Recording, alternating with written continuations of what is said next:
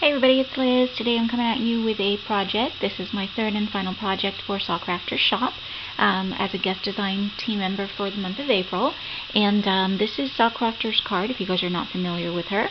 And of course most of you are. She's been on YouTube for years and creates such amazing product. Her website is down here at the bottom, and SaCrafters.com right here. And basically her store is just, she carries such amazing projects that you can alter, or products that you can alter, made out of MDF wood, chipboard, and then she also makes stencils. Really great pieces, you guys. Very sturdy, easy to put together, and then you can create, amazing end results. So here is her website. Make sure you check it out. Make sure you check out her channel as well. She provides a lot of tutorials for her products, and shows you how to put them together and how to alter them, and then just make them, one of a kind. So without further ado, let me share with you what I created.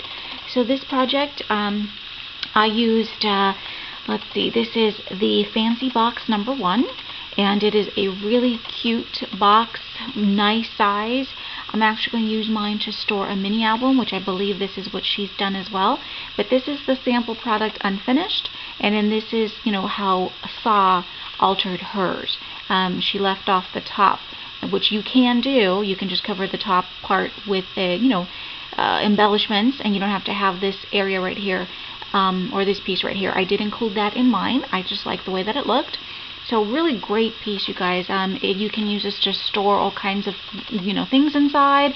Of course, your mini albums, all kinds of different ideas. So that is the one I used, and the paper collection is this one right here. This is by Couture Creations, and it is called Vintage Rose Garden.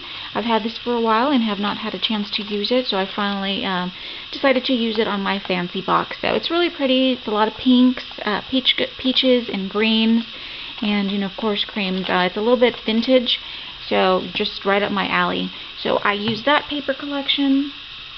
And I also used a couple of embellishments from my stash, which unfortunately I have put away. I am in the process of moving, so I will apologize in advance.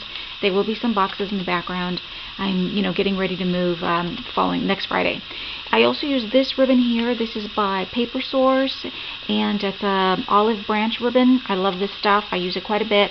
I still have a lot too, but I really liked the paper that I used, and it had these almost like an ivy branch, and so I thought I would kind of recreate it. So I really like using this. And so here's my project, and like I said, I did use flowers from my stash and a couple of other things, but I've already started putting stuff away, and I don't remember what box they were in, so I do apologize for that. But this is the unit right here. It is very cute, and it turned out really nice. I love the size of it. As you can see, it is a very good size, and you can easily store all kinds of crafty items in there, like ink pads. You can use it for washi storage, whatever you like. I covered every single square inch of this thing with paper, because I just love to use the different patterns and coordinating paper pad, so it worked really well. So everything is covered with paper. I do have one suggestion if you do decide to alter this piece, which I found out the hard way. This bottom piece right here, or this bottom portion where the doors connect, I would advise that you do not add paper down here towards the opening, or the holes where the doors go. I'll show you in just a second. Let me lift this up.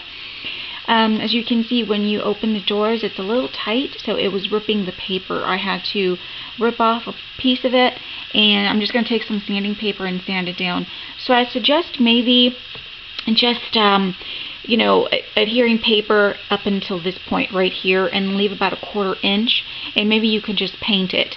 This way the doors can close a lot easier without damaging the paper at the bottom. So that's one thing I learned the hard way, so I'm just throwing it out there for you guys. But like I said, everything is covered in the pattern paper, and I wanted to add vellum to the windows. Again, I'm going to use mine for a mini album that I'm going to create, and I'm going to store it inside, and I didn't want to be able to see it, you know what I mean? So I covered this window part here with vellum, and the vellum, is adhered to the middle here, and then I just covered the back with another piece of pattern paper. So the vellum is in there.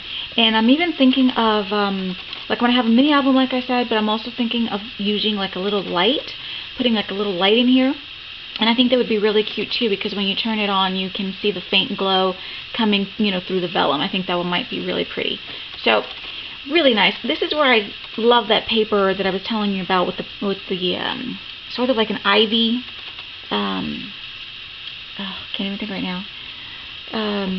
Yeah, that, like, it's almost crawling up, right? And that's why I really thought this ribbon would be really pretty for the unit.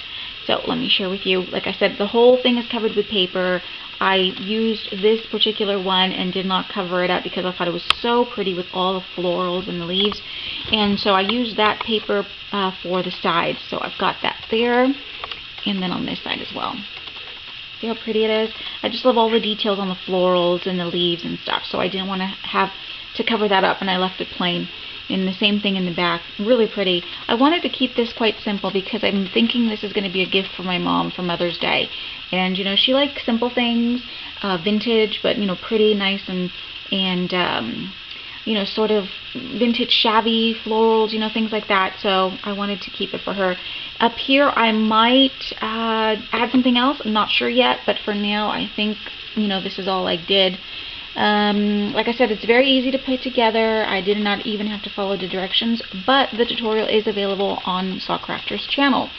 And I use glossy accents in when I insert the pieces into the little slots just to hold them in place. So I used these cute little metal knobs. These are from SaCrafters, and I use those for the door handles, and so that way I can easily open them and close them. Really cute. And I hear those with glossy accents. And then for the top, I wanted to keep it quite simple. I didn't want to do a whole lot, so I just added this chipboard wood. I picked this up at Michael's, I believe. Let's see. Yeah, I think it's either chipboard or like a really thick, well, not chipboard or MDF. And it says memories, and the reason I chose that again is because I'm going to use a mini album in the inside. So basically what I did is I just dabbed it a little bit with some Versamark ink and then used some embossing powder in just random areas, and then I used my heat tool to dry emboss it. So it turned out really nice. I just like the sort of, shabby detail. And this particular embossing powder has some glitter in it, so it does shimmer. This lighting is really bad, so I do apologize. But I think it turned out really pretty. I just wanted something simple, And then I added some beautiful little porcelain flowers that I picked up in LA a while ago, and in peach and in cream, to create little flower clusters on both ends of the chipboard board. Like I said, very simple. I didn't want to do a whole lot because most of the details are going to be in the mini album itself. So this is just, like a box to store it. I've got this cute little butterfly die cut using one of the scraps from the pattern paper. For the body, I use these tiny, tiny little rhinestones, and I just have it popped up, right above the word. So really pretty.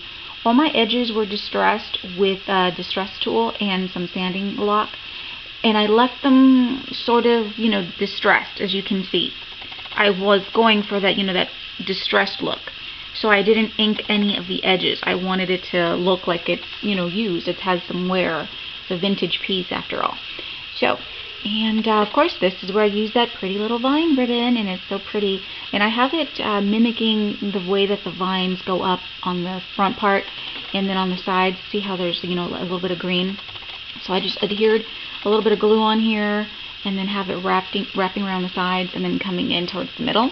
And the same thing on the other side. So like I said, really simple. And I was thinking of adding a couple flowers over here, but I thought that'd be too much.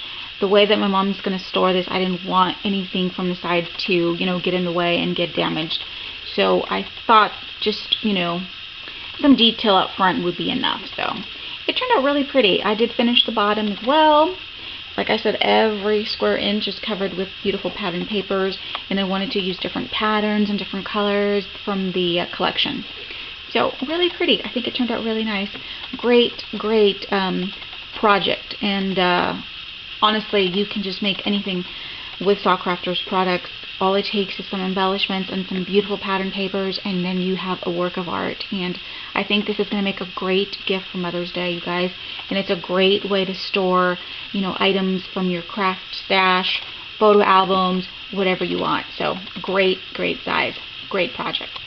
And again, check out SaCrafters store when you have a chance. Like I said, she carries some amazing products. You will not be disappointed. And definitely check out her YouTube channel as well. She has great tutorials, a lot of flower tutorials lately too, and you know, great instructional videos on how to put her products together. So definitely make sure you check that out. Thank you so much for watching, you guys, and I'll be seeing you, you know, hopefully soon. I am moving, so it might be a minute, but I'll definitely be back on here to share with you some more projects and hauls. So thank you so much for watching, you guys. I'll be seeing you real soon. Have a good one, everybody.